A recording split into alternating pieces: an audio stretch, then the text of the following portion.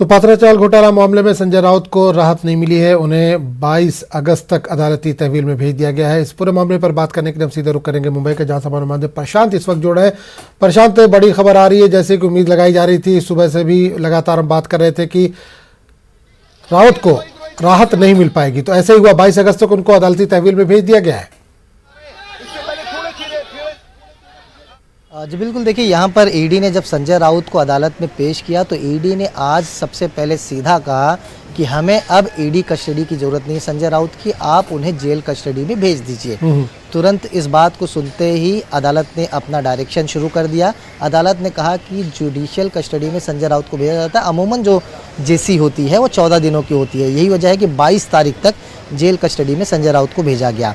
ये प्रक्रिया खत्म होते संजय राउत ने अपनी तरफ से एक एप्लीकेशन अदालत में दी, जहां पर उन्होंने मांग की कि उन्हें जेल के अंदर खाने की, घर के खाने की सुविधा दी जाए, साथ ही साथ उनके दवाइयां जो है जो अस्पताल की तरफ से लिखी गई हैं वो उनको लेने की इजाज़त अदालत से दे। साथ ही उन्होंने एक बेड की मांग की थी, जिसे लेकर के अदालत ने कहा कि आपको खाना और दवाई घर का दिया जाता है, लेकिन बेड का जो मामला है वो जेलर तय करेगा। जेल का क्या क्राइटेरिया होता है, जेल में कौन सी चीज़ें उपस्थित हो सकती हैं, उन सारी चीज़ों को देखते हुए जेलर इस चीज़ को तय करेंगे कि आपको जेल के अंदर बेड कैसे मिलेगा और किस हालात में मिलेगा और कौन सा बेड मिलेगा, क्योंकि बाहर से लाने की सुविधा जेल में नहीं होती है।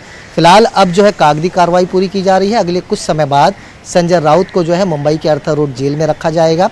अब देखिए यहाँ पर जेल कस्टडी होने के बाद एक कानून का जो दायरा है वो थोड़ा सा बढ़ गया है, यानी संजय राउत के पास एक और ऑप्शन आ चुका है कि आने वाले दिनों में जमानत के लिए एप्लीकेशन डाल सकते हैं, अर्जी कर सकते हैं। क्योंकि जब तक आप ईडी कस्टडी में थे तो ऐसा कोई प्रावधान ही नहीं था जहां पर आप जमानत के लिए अप्लाई करें।